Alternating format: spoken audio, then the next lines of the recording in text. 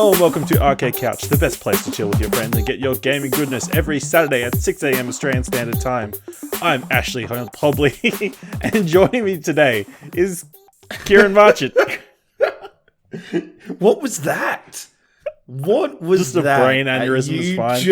You just cocked it halfway. Like, I sound bad, but you've just made me seem so much better. So thanks. I mean, normally I don't have to say my name. You Dylan normally says my name. But so don't you say your name for what's for what do you want to watch?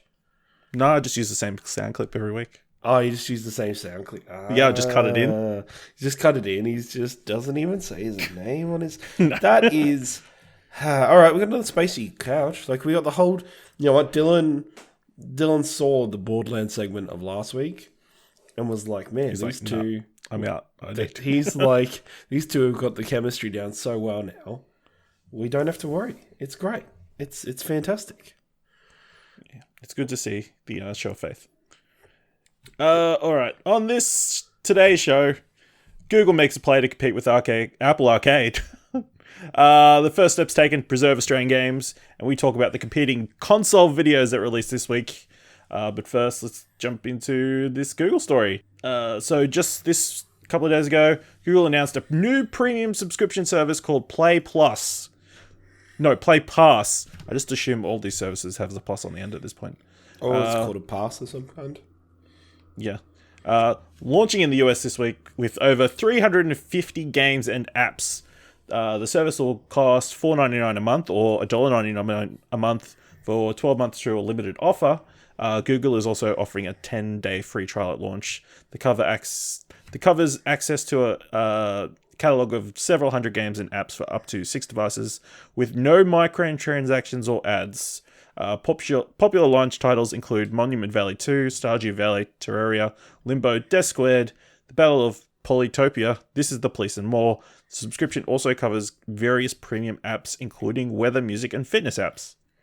The service is only available in the US at the moment, though Google does have plans to roll it out in other countries. What are your initial impressions, Ciaran? I mean, Apple Arcade has had like a massive, especially over this past week, has had a massive impact on the internet as far as I can see. I've seen a bunch of tweets about people loving every single category, nearly every single game on there. I think that's all Dylan talks about. Dylan is just, this is going to become the Apple couch. And if I wasn't sounding like terrible right now, I would do the Apple witch right now. But, I can't put myself through that right now. I think Google's approaching this probably in a bit of a different way than I would say Apple's approaching it. Just because simply looking at the list of games that has been potentially provided for it, like, you've got bigger titles such as Limbo, Thimbleweed Park, Star Wars Knights of the Old Republic. Like, you have those more premium games on there, which are either, those games have been done from the full console games into ports for the mobile games. So it looks like Google's running this in a different way. I see Apple Arcade as something a little bit more mobile game friendly, I would say, a little bit, just because I like that Apple Arcade has stepped out and picked up a lot of these more unknown developers or unknown mobile games and pulled them in to have this 100. I think from this short list that we've got here already, I see a lot of games that are just bolstered by having these larger games among them. So it's an interesting concept. I'd like to see how Google does it a little more, as well as their approach, because I think for the Australian market, Apple Arcade is actually really value for money just because of the price. A lot of things that we get in the subscription model generally sucks just because it's normally $15 to $20. So it'll be interesting to see how it runs here in Australia, and also with Google, running towards its own method of madness when it comes to what it's doing with its gaming side recently. I'll be interested to see what it does. Yeah. I feel like this is more of it's interesting. This is more of an original Netflix model. Yes. Where originally Netflix just bought a bunch of licenses for stuff and put it on the subscription service. Yeah, exactly. People's stuff had been around for years that people could view, whereas Apple Arcade is more of a new original content Netflix. Yeah, no, where they've pretty much paid for all the new content. So a lot of this stuff has been out for years. You can also buy all this piecemeal. It's not like the Apple Arcade where you can only play those games through subscription, which is a bit of a bonus for people who don't want to stay on the service but still like a certain game or something.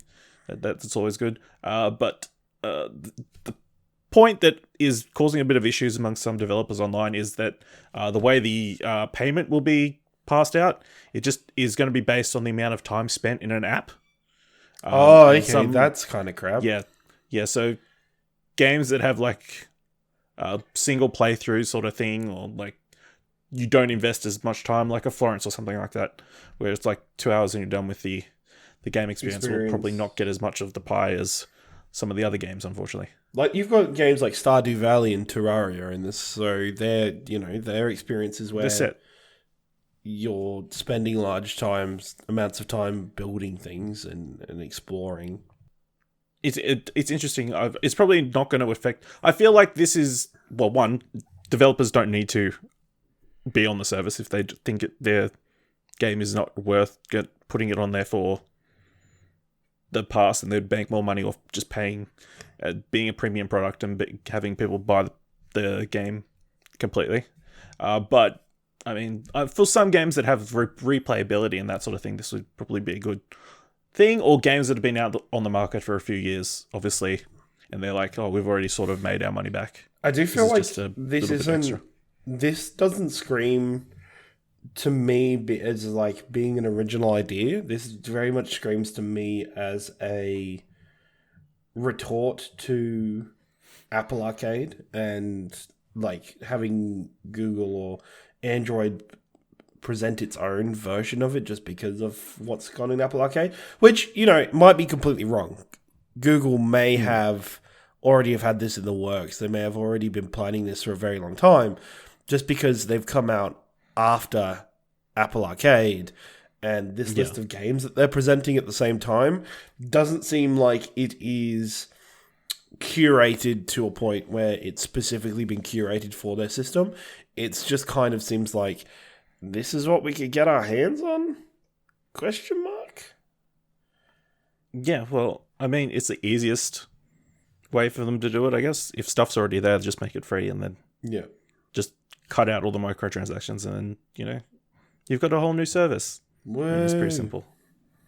Yeah, so is this something you'd be interested in paying for, or at least trying out when it comes? No. Nah, not a chance. I don't know why. Like, I don't mobile game very much at all. For some reason, I do think if I was part of the Apple family taking a bite of that, poison piece of fruit, I would probably be more likely to play games. I don't know why. But yeah, no, not on my phone, not on my Android at all. No. I guess, yeah.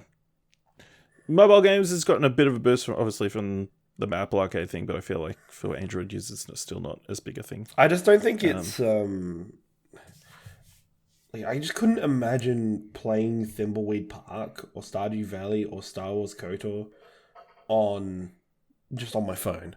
Like, no, I don't think I would. I could imagine myself sitting down and playing a 2-hour curated experience for a phone. Play Florence, play like a more story-driven game. I couldn't imagine just playing like one of these larger games while on my phone. Yeah, it seems an odd choice, but I mean, if that's the only platform you've got, yep, if it's all you've got, good for you. Go for it. So in a bit of a follow-up to the esports fixing story that we read up about a couple of weeks ago, apparently they did a 7:30 report, ABC story on it the other night, interviewing a bunch of people, but apparently all the Counter-Strike stuff was sort of the tip of the surface. Apparently the reports include previously unannounced details including the figure that Victorian police believe that as much as $30,000 could have been won on the rigged Counter-Strike matches that triggered the first major esports integrity investigation in Australia. That's not the only juicy detail, though. Neil Patterson, the Assistant Commissioner of Victoria Police, told the ABC that he believed more esports corruption cases to emerge, and that was immediately followed by a paragraph suggesting that concerns had been raised around the ownership of an Overwatch Contenders team. Victoria Police's Sporting Integrity Intelligence Unit had received reports of match fixing in other Counter-Strike Global Offensive games and about organised crime links to the ownership of an Australian-based team that plays the Overwatch Contenders game. The team isn't named, although most of the teams in the Australian Overwatch Contenders League also have teams in other games. We are seeing people encroach on that area that have reputations that mean they probably shouldn't be involved in this part of esports. The Assistant Commissioner is quoted as saying, as a person who used to be huge in the Overwatch scene, is this something to be a bit concerned about, the integrity of Overwatch in Australia? Overwatch. I can very much understand the ability to be able to corrupt Counter-Strike, because I think Counter-Strike has always been that way, where weapon skins have always been monetized, and there's always been some kind of money flow in Counter-Strike in some way or another. Whether that's a good thing or a bad thing, I don't know. And there's always been some kind of betting in terms of you can bet either cash or betting, once again, weapon skins on esports games. So for the Counter-Strike, I think it's always been more prominent in that game. To think that Overwatch could be pulled into this is really weird, just because of the level of interaction that Blizzard themselves have with the teams, even down to on the Contenders level, where, Overwatch Contenders is, even though in Australia we're not the biggest Contenders region, it's a league that is sponsored by McDonald's. It has a proper professional casting from ESL. It has a very big budget leading to, Melbourne Esports Open being the grand finals of the season, of one of the seasons each year. It's interesting that there's links to corruption that, I think in Australia, because we have such stunted growth when it comes to esports and stunted growth when it comes to our organizations, because there's so little money around to be spread amongst everybody, that I think it is fairly easy for the wrong people to get involved with esports teams and esports organizations. It happens around the world with different esports teams from the European and CIS regions. In sports in general, there are people who shouldn't be involved that are involved. Very much so. And I think because of the stunted growth, because of the restrictions that come with Australia, we're very far away from everybody. Our internet fucking sucks. It's hard for us to grow our esports communities, and I think because of that, there are people getting involved with it that shouldn't, or are more prying on the ability to be able to get into it, and make some money out of it where they can. I think it's not the good thing. Like, we don't want to see this. The sheer amount of numbers that are coming out of these articles or these investigations is really poor. I think for Counter-Strike, it's really disappointing, because Counter-Strike's in a position that isn't too good in general at the moment. So to see this in a negative light again, it's not good. Another thing to point out is that it's understood that bookmakers are uneasy that so many professional gamers and those who follow esports are under the age of 18. Concern that underpins South Australia's decision to ban wagering on esports in 2016. Do you think there should be betting on esports at the moment, especially with such a young... You're kind of betting on minors when you think about it. Yeah, or should there be restrictions that people involved in the sheer esports average should be of 18 or older? Yeah, I think it depends. For, say, the Overwatch League, which is the large league in America, you have to be 18 to be able to play in the Overwatch League. You can't be under that. But Contenders, which is the tier 2 scene of Overwatch, it isn't. And I think the problem is that gambling, no matter what, is gonna probably happen. There'll always be some form of gambling, whether that is gambling through actual cash or gambling through skins, maybe. And yeah, a lot of the time it is people who are under the edge because the average the average player for esports is generally in the lower end. So that's a thing where there either has to be a complete blanket ban on esports betting. It either has to come in, or is there? What is there? I don't, and this is something I don't know. Are there rules or laws when it comes to betting on underage, say, football leagues and stuff? I don't think there is. Obviously, America would be the place to look. I don't think there's any betting on high school football games. Probably on college stuff. But then again, they're 17 at the youngest, I guess. But yeah, obviously in Australia, there's not a culture of betting on student games, I guess. There's not a thing for, betting on the TAC, which is the AFL younger leagues. Or the under-20s in the NRL or whatever, yeah. But then again, it wouldn't surprise me if there was some form of betting for them. Just not by, the huge betting agencies. Just not and I don't think... The problem with esports is how many huge betting agencies are betting on esports now. There can't be heaps, I wouldn't say. I think a lot of it would be esports specific betting, which is already going to be fucking dodgy enough as it is. I don't think there's anything set up. Because esports is so new, and especially in Australia, it's so young that the systems around it are still growing to a point that we are going to have these stunted problems growing because people are going to take advantage of it in its young form at the moment. There's no esports commissions of Australia. There's no, even the equivalent of, say, ASADA for drug testing and everything. There's nothing like that to govern esports. So it's a whole new thing that needs to be looked at. Esports, no matter what, even, it's a sport, people want to play it. There's nothing we've ever done in the history of sport that is really like esports. Yeah. So, it's all about integrity in esports. So, eGamergate. Start it now.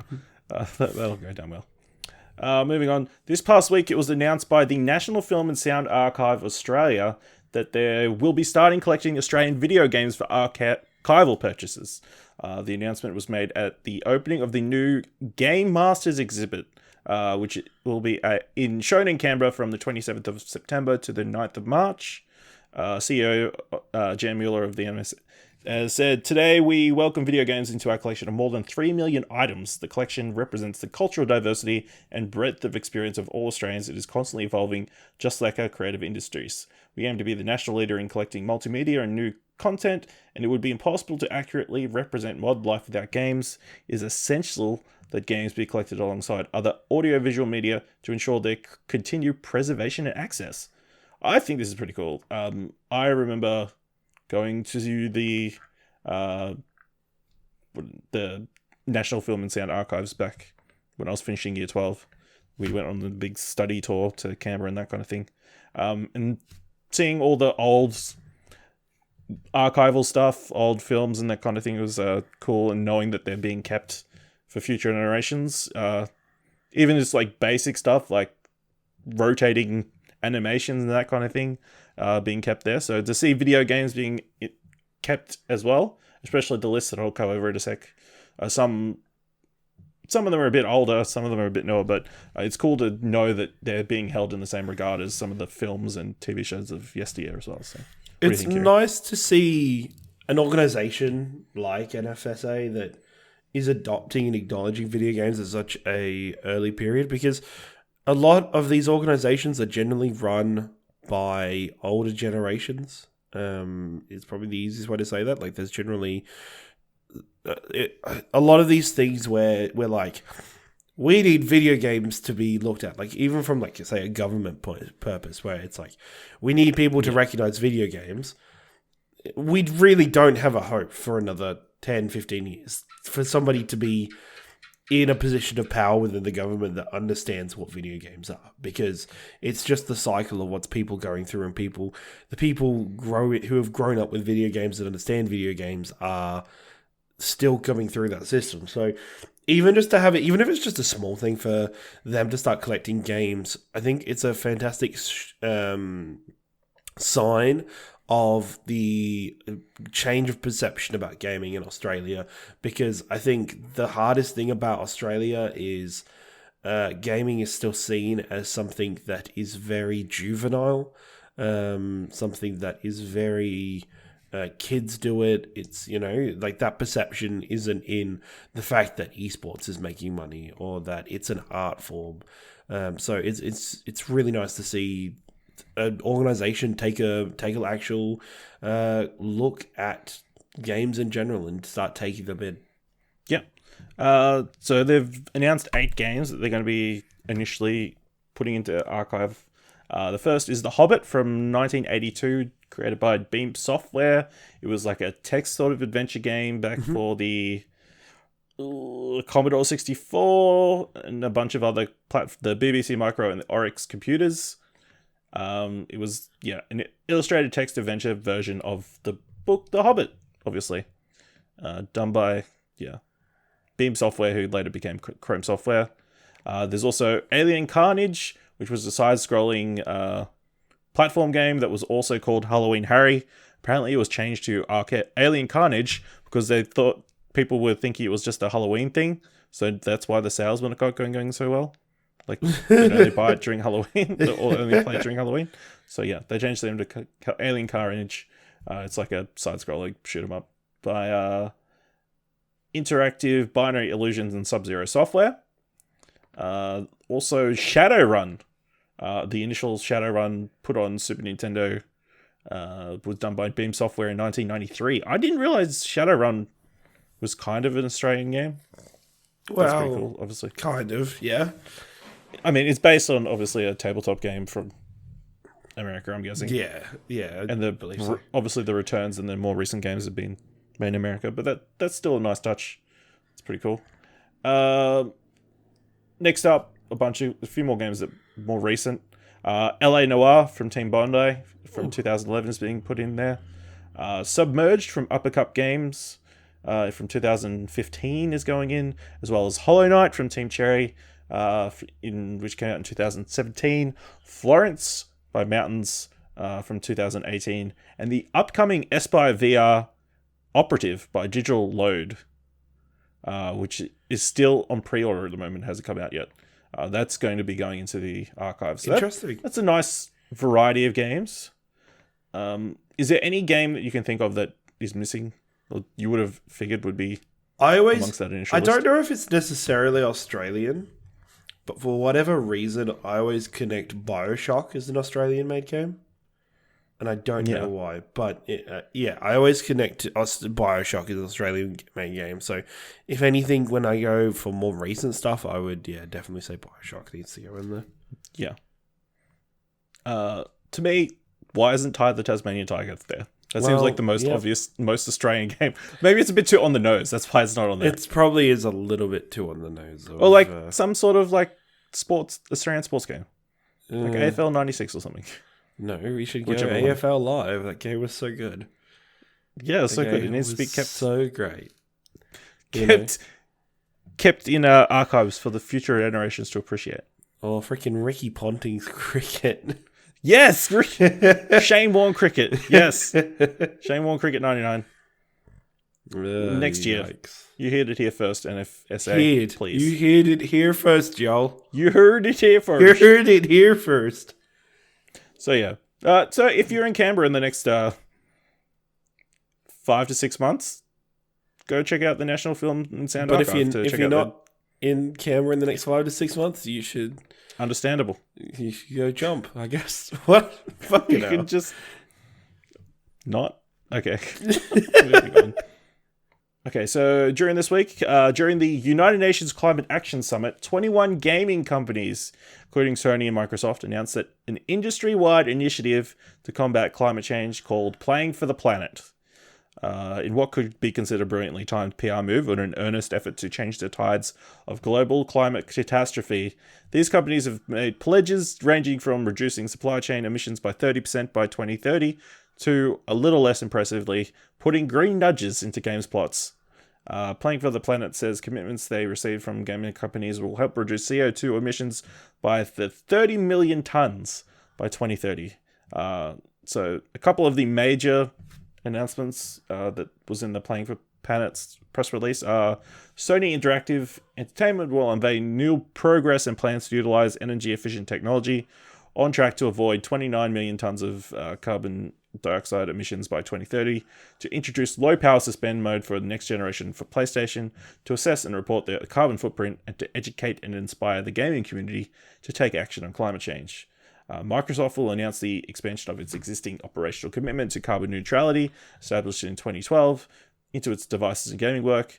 It will set a new target to reduce its supply chain emissions by 30% by 2030, including end-of-life for devices, and to certify 825,000 Xbox consoles as carbon neutral in a pilot program. In addition, Microsoft will engage gamers in sustainable efforts in real life through the Minecraft Build a Better World initiative, which has seen players take more than 20 million in-game actions. Google Stadia, which is set to launch later in the year, will produce a new sustainable game development guide, as well as funding research into how green nudges can be effectively incorporated into gameplay. Supercell will offset the entire footprint of their community. Rovio will offset the carbon impact from their players charging their devices. And Cybo and Space Ace will offset 200% of their studio and gamer mobile energy use. Guidance documents will assist other companies to take similar actions. Wildworks will integrate restoration elements in games, and like Green Man Gaming, they will focus on restoring some of the world's forests with major tree planting initiatives. Ubisoft will develop in-game green themes and source materials from eco-friendly factories. And Sports Interactive will eliminate 20,000 tons of packaging by switching from plastic to a recycled alternative for all future Football Manager releases. I mean, is this more than just a PR move? I think it's a good start. I think now I'm going to quickly, just as a PSA, Buddy Watson, if you're listening, take your headphones off. Come back in like 2 minutes when I stop talking about this. But we just saved the world by killing brick and mortar stores. We just get rid of them all. And we switch to digital only games. And then there's no more need. There's just no more need for... because then you still need the power to download all those games. That's fine, but we don't And then you need to run all these things so you have all the clouds. But that's fine. We'll make clouds. It's going to be just as bad. No. We will no longer need cars and trucks delivering to stores. We'll no longer have plastic that is made of boxes and the wrapping that goes around the boxes. We no longer need CDs made. We will no longer need the paper that goes in the boxes. We'll no longer need the receipt paper. They'll no longer need to do... There's so much that needs to... Welcome back, Buddy, by the way. You didn't miss anything. We didn't need... we just get rid of brick and mortar and we save the world. You just said welcome back and then you said the thing that didn't... Oh, right, so you came back too early, bud. I'm sorry. Think of all the jobs. All the unemployed people are not doing green stuff. What do we want? Employed people or saving the world? Come on, think about it, people. That's such a bad comment. I do feel bad. Whenever I talk about brick and mortar stores, I do understand the weight of people's jobs that is very much on the line in this, but I think this is a good step. I do think these are good steps for everybody has to be acceptable or accountable in some ways. That doesn't mean we get rid of straws like some places have in America where they ban the straw, but I think everybody needs to make decisions and choices that will have a positive impact on the world rather than just be like, fuck it, let's just do whatever we want. I mean, yeah, it's an interesting climate, to use a pun, at the moment of people who are pro-environmental stuff and people who are just angry at environmental people for no apparent reason. They're just trying to escape Greta. Is that her name? Is that the little girl's name? Yeah. Yeah, they're just like, no, we don't want none of that shit. That's scary. We'll do the right thing. And we'll just put our head in the sand. That's what we'll do. Yeah, exactly. No, I think it's good to see companies doing this. The range of activities, the games like, was it Ubisoft you said is going to put in green-friendly like items or whatever to buy in game, and it's like, okay. Yeah. Like you can either there's two ways they can go about it, and I think one way is better than the other. They can either in-game promote healthy healthy systems that can benefit the world and teach people about protecting the world, or people can actually commit to changing the way they do things that will have a positive impact on the world. And I think that's a lot better. If you can say, this is what we're going to do to improve, even if you're going to be like, we can't do this for like, we'll do it in the next 3 years. And you're like, sweet, do it in the next 3 years. Sure. I just don't think it is very much of a commitment to say, we'll put this stuff in our game. I just don't think you commit to it like that. I think you actually have to make a difference in what you have control over. You don't think if in the next Rabid games there's like a tree planting mini game that's going to have an effect on people? A positive environmental effect? Not at all. No. Nada. I don't know. Not going to happen. Yeah. Yeah, I think this is good. Honestly, I don't care if it is a PR move. I think if you can do something good and even if you do get some positive buzz out of it, that's great.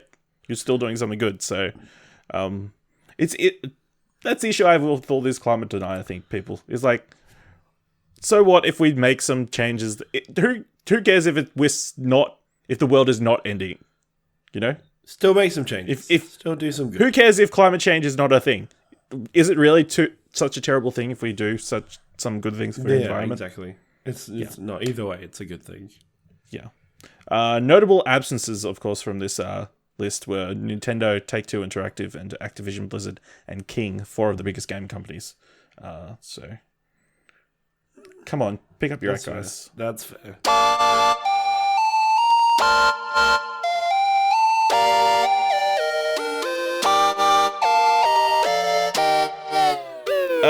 So the new Mario Kart Tour mobile game came out today. I've only played like an hour and a bit. It's not too bad. It's like not the best thing. Your voice went really high when you said not too bad. So I'm gonna lean towards it's bad. I mean, it's an interesting control scheme. There is no accelerating. It's just auto. Oh god. Yeah, and then you just obviously move side to side. Oh, so they've just tried to make like the Mario Run, but it's kart. Kind of, yeah. Yeah, okay. There's 2 steering systems. There's either a drifting version or a just basic move to the side. Obviously, the drifting is a little bit harder, but you get the bonus of getting to get drift boosts and that kind of thing. Yep. I can't tell if I'm racing against other people or I'm racing against the computer. Which is loading very quickly. Isn't that just what it normally happens with these kinds of games, though, when they're initially launched? That's true, but they generate names for all the people you're racing against. Yeah, don't know whether it's... This is Battlegrounds all over again, player unknown, when everybody was maybe. I won my first game, wow. And maybe until they've started off, but yeah. There's like a bunch of cups to complete. You get points depending on what character you use and that kind of thing. You unlock drivers. You get points based on what character you used? Like if you use a certain character if you use the favorite character for that track, you get more points than you would if you used a different person.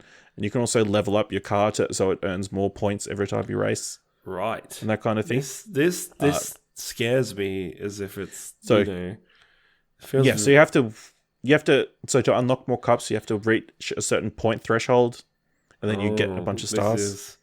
This is getting scary. I don't think I'm explaining it greatly, but yeah. And then obviously you can unlock different drivers by you get rupees.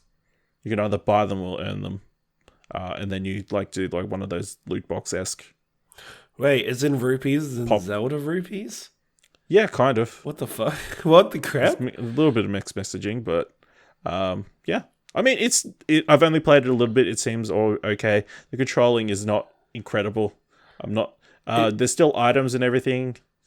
Screams. They're all new tracks. It So screams microtransactions to me. Like it just it does, kind but they haven't been hitting me too hard with them. If I wanted to unlock every single driver possible out the gate, yeah. then yes, that I would imagine. But how long would it take you to unlock them manually? This is always the. I have no idea. I've already unlocked 3 of Wow. 20, so Okay. I've only played for an hour and a bit. But then they give you like 2 right off the bat. So Yeah. well, 3 off the bat really. Yeah. Because they ask you to unlock 1 straight away. But yeah, I mean, it'll be more interesting once multiplayer is involved. You can race against your friends and that kind of thing, compare point totals and that kind of thing. So early days, but I would say I wouldn't be surprised if it ends up being super popular. There's enough there for. It's not Mario Kart 8. Yeah, but of course. it's fine. You'd be a little bit short-sighted to expect that. Also, it's only in portrait mode. Okay. Yeah. This is So it's slightly different look interesting. to everything, but what's the art style? Is it like 2.5D or is it 3D the whole time? no, it's like pretty 3D, okay. reasonably 3D. Like it's not as beautiful as Mario Kart 8, but it still looks pretty solid. Can you screw up a turn? Like, say if you can. No, like you. So far, I haven't gone off an edge. That's the into thing. the water. Like, No, what I imagine is like. there are a lot of visible walls. Okay. From what I can tell. Okay. But maybe that's just because I'm on like 50 cc's at the moment. Yeah. Very basic. But then you don't want to, especially in this game where the toning is not terrible, incredible, and your auto. Well, because I would there's imagine no braking. It was almost like an auto runner, but you just have to move like left and right. I don't know. Yeah, it is a little bit, but it's a bit more. Obviously, there's a bit more complicated. How can you make a competitive game where you don't control the acceleration? Like you're literally almost leaving it to the luck of the draw. It's like trying to find the best line. The best. If everybody's got the same start plus items. Yeah, but that's the thing. You're just getting on luck of the draw of what items you're gonna get. I don't know. This sounds weird. Yeah, it does sound. But I'll report back in a few, maybe in the next update or something when they unlock a bit more stuff. You played the Call of Duty Modern Warfare beta. I did. I downloaded on your PC, it on my guessing. PC. I did. I downloaded it on my PC over the weekend to give it a try. I haven't played a Call of Duty multiplayer in what feels like 3 to 5 years. Like it felt like a very long time since I played Call of Duty properly. The normal standard multiplayer is very Call of Duty-esque. I think the time to kill, so the amount of time, like, there isn't much time to react. So if somebody sees you first, you're dead very quickly, and you have to die very early. So I think that maybe I just wasn't getting used to it in the couple maps we played of the normal mode.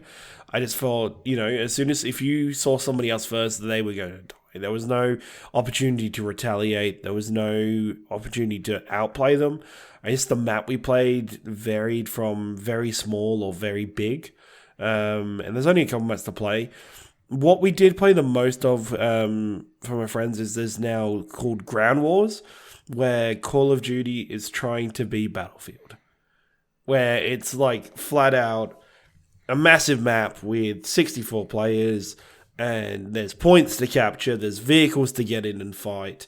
There is a whole range of like tanks and helicopters and moving to attack points. I enjoyed that more than I enjoyed the normal gameplay mode, but it was like they built this mode without taking any notice of Battlefield. Like, they just haven't... There's just little things that you would think they would take on board from the Battlefield games. Like, so the system of... You could pretty much respawn fairly quickly after you die, and you can respawn with a team or on a teammate. very quickly. And there was moments where I think I killed the same person 4 times in a row because they would just die and then respawn on their friend in the same spot and then come back. And then they'd eventually kill me. And it was just like the system hadn't been thought out enough. So obviously I hope the beta helped them learn a lot. There was only one map for that, which is just a very large industrial area that was very Call of Duty. And the guns felt pretty good. The guns felt like Call of Duty guns. I don't think there was anything that I would, necessarily write home about or would make me want to get involved with the Call of Duty multiplayer scene. It felt like a tight multiplayer. It just wasn't my sort of multiplayer. And I was really iffy on what I was going to do with Call of Duty Modern Warfare until I watched State of Play earlier, which we'll talk about in just a second. I think if there is another beta before it comes out, I think definitely people should jump in and try it and experience it. I think the guns and the loadouts were good. It's an interesting point of Call of Duty for the last couple iterations have been very arcadey in terms of you have jetpacks and wall running and you have different operators that have different abilities, very much in the model of Rainbow Six Siege. And that stuff's gone away back to the original kind of setting for Call of Duty. So it'll be interesting to see how it goes in the current climate of video game multiplayers. Cool. So, sounds like more Call of Duty. Sounds like more Call of Duty, talking to the best person I can about first-person shooters, Ashley Hobley, the mastermind behind pointing and clicking and shooting. I know them shooting games. You know them shooters, you do, buddy. You do. All right, let's move on.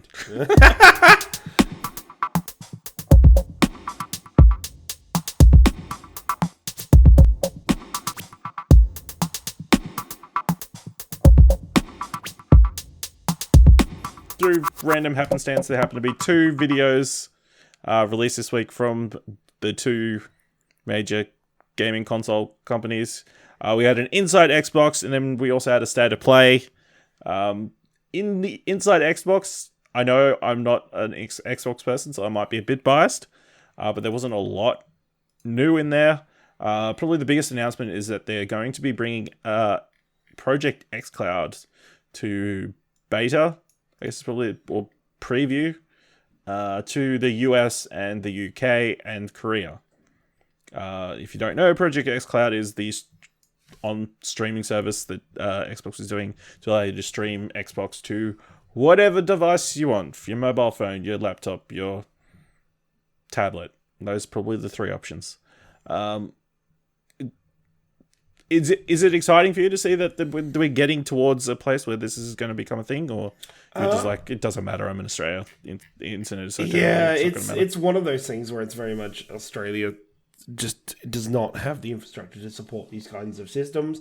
I'm excited in general that they are doing this. I think it's a really good step for Microsoft to get ahead of the game once again, because when Microsoft do these infrastructure settings setups and implementations so much goddamn better than anything Sony does in the same kind of vein, that I think this is a good step for them to be going into the next gaming generation. I think it's really good that they're doing this now. Seems cool. I mean, we'll see how good it actually works. Especially launching, I guess, a beta before Stadia kicks off is probably important for them as well. Yes. Yep. And even from a point of, you said you weren't sure, you might have been a bit biased. I didn't realize that Inside Xbox had happened, because I don't think I had read anything about it. I thought it was still because of something that was talked about, something that was teased, that everybody thought was going to be at State of Play. And then let's just say it. Batman. Everybody thought Batman, the Quad games from WB and Montreal, was going to be announced today.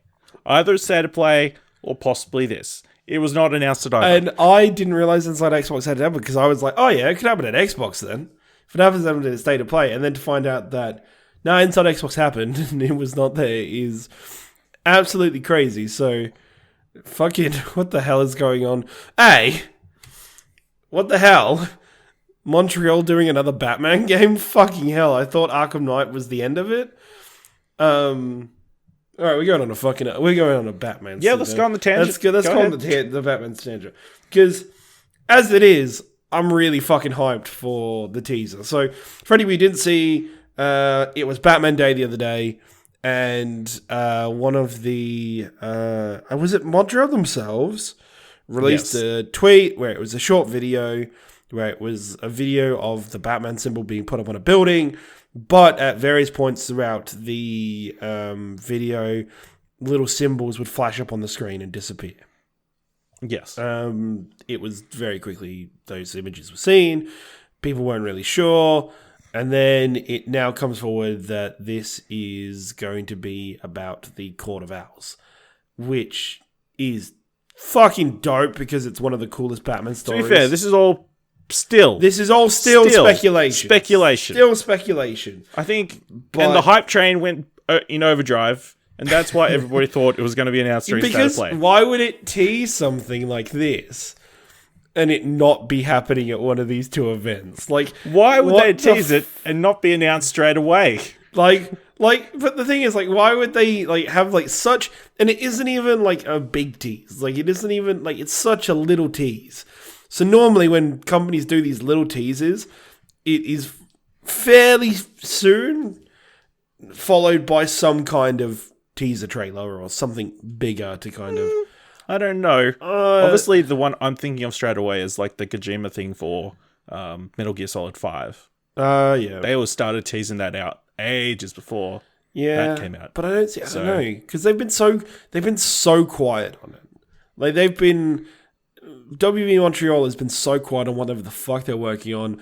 It's been what, 2 E3s that we've been like, they're going to show something here now, and they're like Rocksteady or anybody, Rocksteady or anybody is going to show, and to have them, I mean, WB, all the WB games pretty much. Yeah, still don't know anything about that Harry Potter game. I get it that it was Batman that they're coming out with, but at the same time, I'm like, you guys should have just fucking not done that. If you're gonna force gamers, it was Batman Day.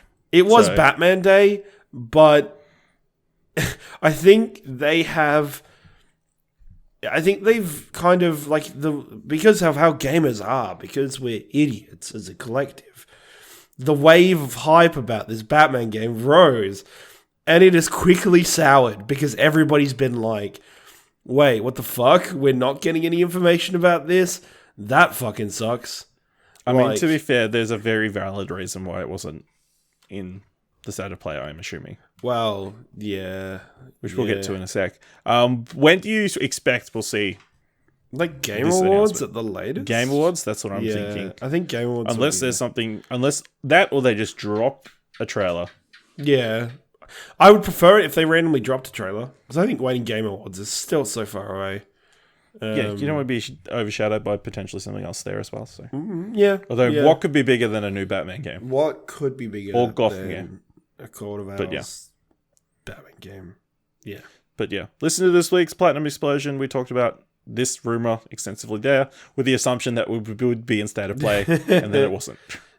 So there you go.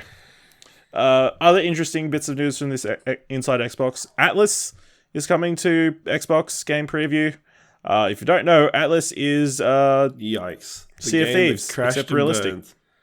It crashed and burned so badly. Yeah, it's interesting that they pushed this. This was like one of the big reveals, but looking at the Steam reviews, yeah, no, Atlas was bad. Not pretty. Atlas was in a lot of controversy when it first came out on PC due to streamers being provided with like private servers and stuff, but nobody really telling anybody that was the case. So the experience was very different for people. It was, there's a bad taste in a lot of people's mouths from the old Atlas. Yep. Then coming to Xbox Game Pass for PC, Dirt Rally 2, Bad North, City Skylines, and Saint Rose 4 re-elected. So have that looked forward to. They did a Children of Motra trailer showcasing some of the family members you can play in this story-driven action RPG. There was a trailer. There was a little trailer for Code Vein in which they just showed off 2 of the enemies you could encounter. That was it. Awesome sauce. I think they just showed graphics of the 2 villains you could fight. So, there's that. They did have an interview with the senior narrative director for The Outer Worlds, which got me hyped. We're only a month out. Outer Worlds coming. Are you gonna buy Game Pass? Are you gonna buy Game Pass so you can play Outer Worlds? I mean, that would be the cheaper option, wouldn't it? So yeah, it really would. It would. So I'm thinking about it. I do have an Xbox One in the house, so. Oh my god! Look at you go! You could probably get like for $1. You could dollar it up. I know. Wait, there was a Hitman 2 DLC preview, Felix the Reaper preview, After Party preview, Ace Combat 7 Skies Unknown trailer. I didn't realize Ace Combat had come to Xbox. Yeah. Or maybe it's just about to. So. It's just about to, I think. And no, it's a DLC. Vona. Livonia? Or trailer. Which is amazing because DayZ in Australia is non-existent. Yep. And then, of course, they can just release some more details about XO19, which will be in London on November 14th. So that'll be probably the next time we talk about Xbox on this show. Wow. All right, let's move into the state of play. Can I say I hated this presentation? It was not I really hated this presentation. Like, why did you hate it? The chick's voice really annoyed me. Like, the way it was, like, I don't know. I feel like Nintendo do it really well with their Nintendo Directs.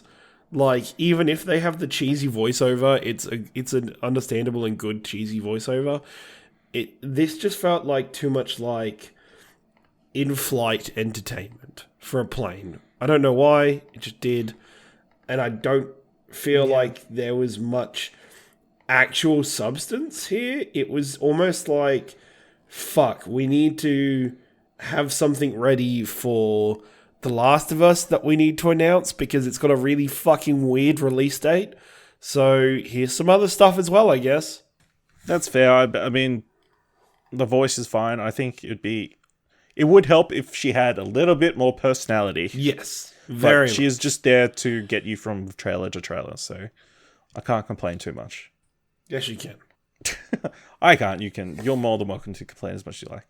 Yeah. The first thing they showed us is a game called Humanity, which is coming from Enhanced Games, who previously did Tetris Effect and Res Infinite. It's going to be a PSVR compatible title. It looks weird as fuck. Apparently the inspiration, so I'm reading from the PlayStation blog, the inspiration of our game Humanity came from thinking of how a transcendental being would interpret human-like behavior in the same way we humans interpret bird flocking with boids. You can think of these transcendental beings however you like, aliens, gods, future AI, etc. The point is I wanted to explore how we humans in our society will look in an outside form of intelligence and how we would simulate human group behavior. So it's a human behavior simulator, apparently. And it just looks like a bunch of humans walking all over the place. It reminded me of like Lemmings, or there's like the parts where they're like fighting each other was kind of weird as well. Cause I was like, oh, is this like a battle simulator? Is this like a weird, like, you know what? When it first came on, I was like, is this Dreams? Is this something somebody's created with Dreams and it's just weird, or nope, it's a full game. I was, super confused by it. Yeah. I think we need a bit more concrete information about this one. Next up, they showed a story trailer for Call of Duty Modern Warfare. Which got me pretty hyped. Not gonna lie. I think it got most people pretty hyped. I mean, it was a pretty solid trailer. It looked like a full-on... If that had been a trailer for a TV show, I'd be like, cool, I might watch that. Like, there is a special place in my heart for Captain Price. Like, just from Call of Duty 4. And I'm like, yep, no, that's fucking Captain Price. I'm in. Let's go. That sounds good. Yeah, all right. I'm good. I'm excited. Interesting. Maybe I would. No, the multiplayer didn't capture me, but that as a story trailer, yeah, no, it seemed pretty good. Yeah, it seems like they're doubling down on the campaign in this one. Like, even from a pure graphical point, it looked pretty impressive. It looked really good. Like, the character models looked really good, in my opinion. Like, some of the facial animations looked really nice to look at and really actual interesting characters. I appreciate that they didn't shoehorn like a famous actor. Yeah, correct, Well. correct. So, which they have been known to do in the past. Yeah, a lot.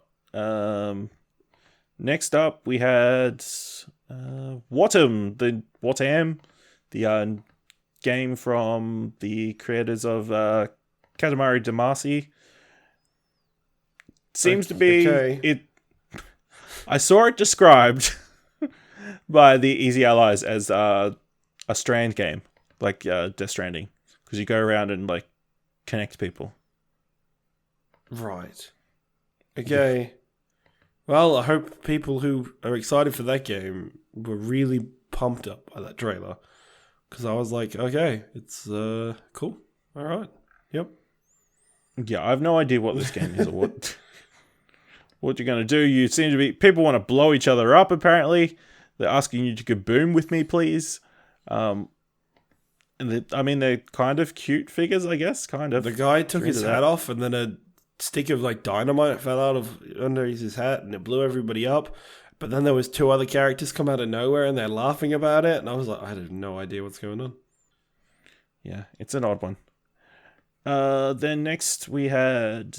what was it called?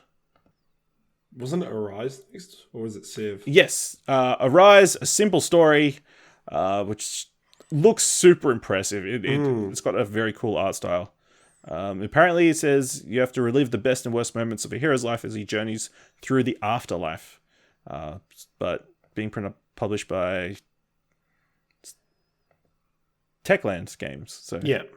I thought that looked pretty impressive. It gave me a very Journey vibe, which I was definitely. which, you know, it seems like it's going to be a cool experience to play through. Yeah. Then we got LA Noire, the PSVR or VR case files is coming to PSVR. I thought this had been out on PSVR already. Apparently it's just been on Steam. Oh, really? So, I had either completely forgotten about it, that there was VR files for LA Noire, or... Yeah, it's kind of weird. Yeah. So then we got a couple of different PSVR titles. There was Gorn, which is the gladiator sim from Devolver. Which is a fantastic VR game. It's really good. It looks pretty impressive. They're just beating shit up. It looks cool. It's really fun. There was After the Fall, which is from the creator of Arizona Sunshine. That looks pretty cool as well. If you're into that kind of thing. Apparently you have a Walkman that turned into a rocket launcher.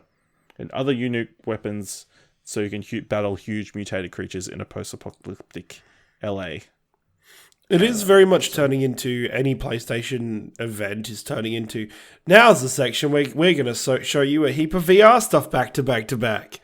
Which is... I mean, they kind of have to. They have to. But at the same time, it doesn't make the VR trailers seem important.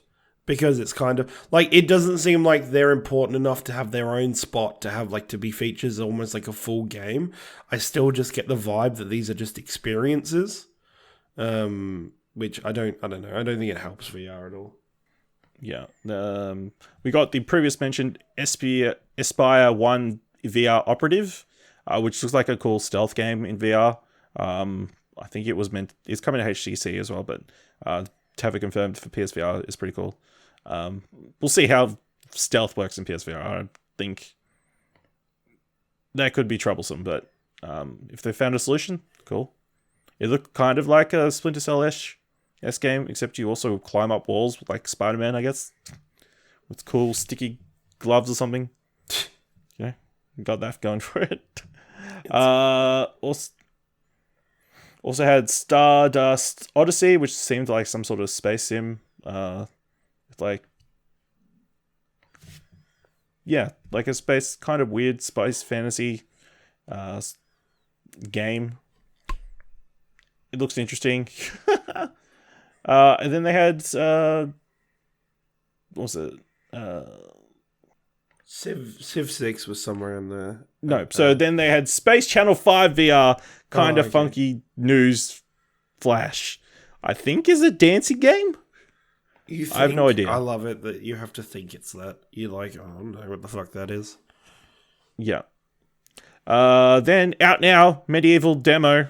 For a game, I don't know, some sort of skeletons involved. Like is like Don the main character?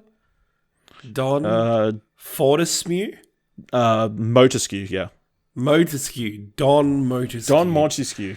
I've not heard anybody talk about this game. Like, what the fuck is this game? It's an odd one. It's, if they're pushing it very hard, but nobody seems to be talking about it. If you want to, if you're a fan of Don Montesquieu or Montesquieu, however you say it, maybe get in contact with us. We'll get you on the show next week. You can jump on the couch and talk to us about Don's adventure. About this medieval, getting the helmet of the Don. Yeah. Yep. Then we got Civilization 6 coming to PlayStation 4. I don't think PlayStation is the best place to play it, but if that's the only place you can play it, good for you. Good for you. Great for you. Civ's a great game. If you've never played Civ, you should play Civ. Civ's a great game. I mean, again, probably best played on PC. Very much so, but if you could only get to it on PlayStation, you're like those. You can join the weird kids that play Overwatch on PlayStation. Okay, then we got a new PlayStation Pro Death Stranding Collector's Edition. No, Collector's Edition PlayStation Pro, where you get like a yellow translucent controller. I fucking thought this controller looked dope. Like, just the controller itself, I was like, that looks fucking good as. I was kind of creeped out when I thought there was going to be a baby inside of it. I was like, oh. I mean, I'm disappointed there's not a baby in it. You would think. One side could have just had a baby face on, like... It would have been creepy as fuck. It would have been. It would have been great. But no, it's just translucent. Did you think we were going to get... on the touchpad? Did you think we were going to get more about Death Stranding? No. No? It was We just had TGS where they released every possible piece of news without pretty much putting out the game. Yeah, that's fair. Or a fair amount of game. But then also it's like a white PS4 Pro, but with the black hands, all guitar hands all over it. So, I mean, it's a striking looking PlayStation Pro. It's a weird time to be buying a PlayStation Pro, though. It is. Then they showed a story trailer for After Party, which is from the people who bought you Oxenfree. This looks great. I know for a fact it is coming to Xbox Game Pass, but... Is it weird that After Party was featured here as well as inside Xbox? It was, yeah. Yeah. They also had a dev interview in the inside Xbox, so... Yeah. Interesting that they went to both. Yeah, this looks great. I think it's probably one of the most anticipated games for the rest of the year, in my opinion. This was a really good trailer as well. Setting up, it looks very good and set up the plot where you pretty much have to drink Satan under the table. Who doesn't want to do that? I'll be practicing at PAX. Oh, yeah, he will. And then he'll be trying to break into his hotel room after it. Sorry, Simon. Then we got news on what's going to be the PS Plus games for this month. MLB The Show 2019. I guess it makes sense timing-wise. I think the baseball season in America has just started. And I'm sure The Show 2020 is going to be coming out soon. I'm keen for this. I mean, just having now I don't have to buy a baseball game and I've got one there. Anytime I feel like hitting balls. I don't have to go down to the batting cage. And joining into America's favorite pastime. Yeah. Baseball, yeah. Yep. Then they also announced that Last of Us Remastered will be the other PS Plus game. Pretty big get. I'm surprised it hadn't been on PS Plus. I was surprised it hadn't been on PS Plus, but at the same time, it's they would save it till just before the... No, you saved it till just now. But yeah. If you haven't played Last of Us, play Last of Us. And if you haven't heard Buddy Watson talk, you should play the Last of Us multiplayer. It's it is one of the best multiplayers for any... most multiplayers, and I was talking about this the other day. Was it last week, week before, where normally multiplayers tacked onto a single player experience fucking suck. Last of Us is a really solid multiplayer. There's a really fun multiplayer to it. Definitely should play it. Cool. Excellent. And then we got the thing that we all pretty much came to the reason that anybody turned on this State of Play. We got a story trailer we got a trailer for Last of Us Part 2 and a release date. What did you think of the trailer? I thought the trailer gave a lot. I thought there was a lot of story beats that kind of, explained already. I think there's good questions. I think there's a lot of character. I saw a meme that said, I'm excited to play Red Dead Redemption Last of Us. And I was like, yeah, that makes sense. It looks like there's a lot of horse riding in the snow. I think it sells the fan theory that Joel's dead. I think a lot more. No, yeah. I think it does. Which both is okay, did they pretty much just confirm this, or is this them just punking do you think people? He's alive or dead? I think he's dead. You think he's dead still? I think he's dead still. Because the location... But he put his hand on her mouth. Yeah, but I just think it's all in her head. I think this is a story of, Do you think it's a clear misdirect? I think because the impression that I get from the trailer is that the girlfriend, or the girl that she made out with in the previous trailer, gets killed by those. Yes, that's one of the story beats I think it just kind of sells, is that you'll start the game, you'll build this relationship with this girl, you'll then get into a messed up situation and she'll die. And that sets Ellie on this, I want to kill this group of people. And then while she's on this mission to kill this group of people by herself, she randomly runs into Joel. And then at the end of the game, you realize Joel was never there because Joel was already dead. But didn't in this previous trailer someone mention Joel as being a hard ass? I think so, but I don't know. I just think it'll be one of those things where her perception is just messed up for it. Okay. I don't know. I get very Fight Club vibes from this, where it's is it, even though I melted the moment I heard Troy Baker's voice again as Joel, I was like... I tell you what, that was a cool moment. Yeah, I was like, oh, God, what a line. What a great line to use. Oh, forget everything I said a couple of weeks ago when I said you're in too many video games. I did say that, Troy, and I'm so sorry. I love you so much. Yeah, I think I'm looking forward to it. Ash, what the fuck is the go with the release date? It is coming out 21st of February next year. I'm going to say it off the bat. I don't like that release date.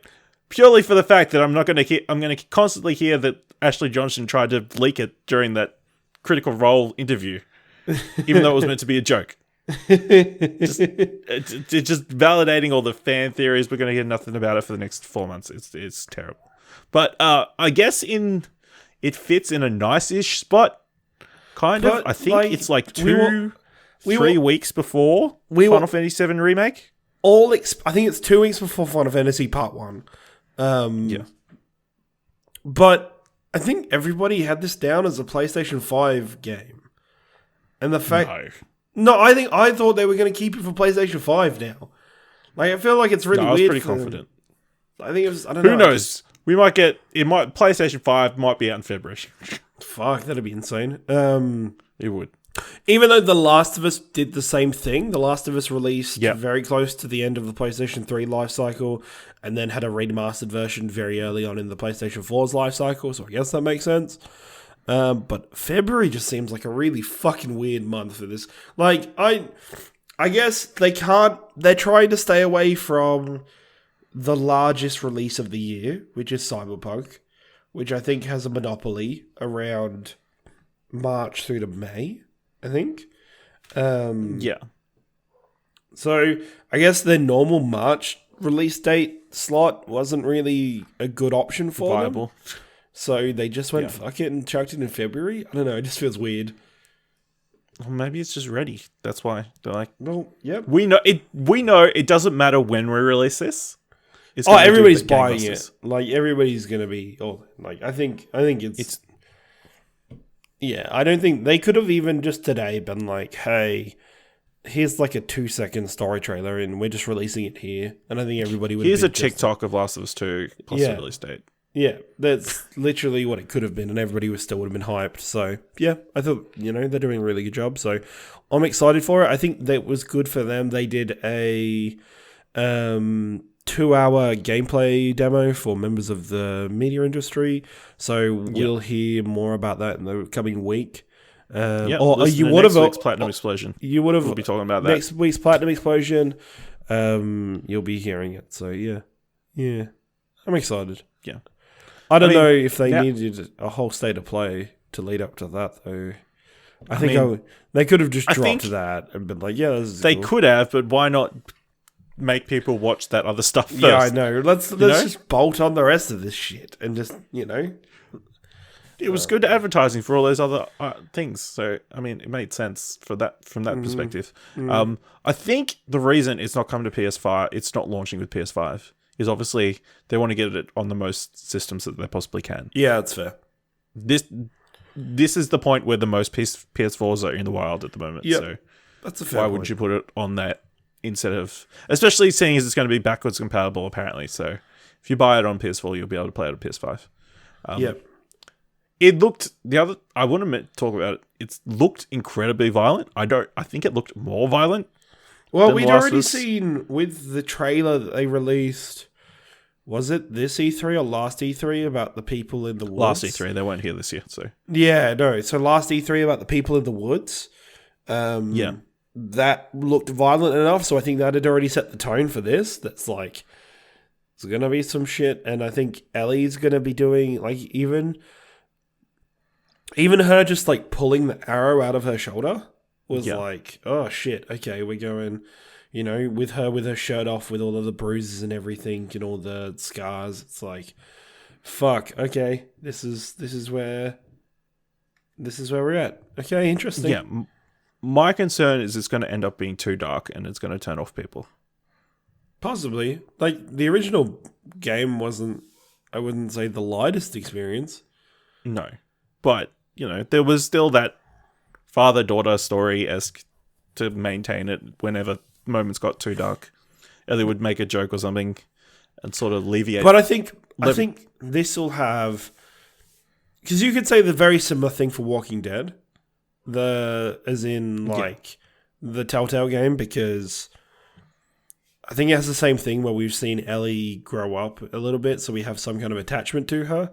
So I think the violence will just will bring more emotions to how we feel about Ellie being stuck in the situation, compared to if we just I think if this was a new character and we knew nothing about them and they were doing this violence, yes, the violence would turn them off, would turn more people off. I just think a lot of people care about Ellie as it is, that the violence won't have as much of an adverse effect. I just think this game will probably be a little bit more divisive than possibly, the last one. But I think they kind of want it to be that way. Yeah. Right. Thank you for joining us on the couch this week. Make sure you check out explosionnetwork.com for all our other shows, news, reviews, articles, and much more. Review Apple Couch on Apple Podcasts. No. Reviewed Arcade Couch on Apple Podcasts or on Podchaser to help out the show, or simply review this episode on social media and share it with your friends. Tell us, what the hell is medieval? And Don Motorskew. Yeah, that would be really helpful.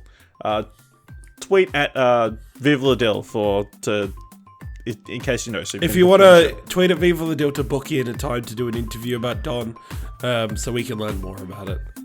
Yep, thank you. You can follow the Explosion Network on Twitter at ExplosionPod and join our Discord at explosionnetwork.com/Discord. You can follow me on Twitter at Ashley Hobley, AShleyHobley, and you can follow Ciaran on Twitter at your boy Ringo. And until next week, I guess we'll see you. No, we'll see you next week. Same time, same couch, same level of professionalism and word reading. Ash, I don't think we're making it to the couch next week. Dylan's going to listen to this episode and kill us for medieval comments. What? What game?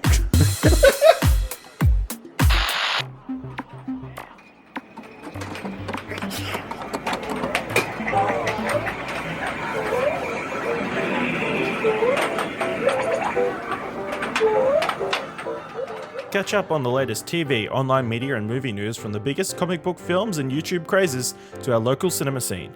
And then hear what we've been watching before asking the age-old question, what do you want to watch? Available on all podcast services every second Friday. Just search your podcast app for What Do You Want to Watch and subscribe for free now. And keep watching stuff, I guess.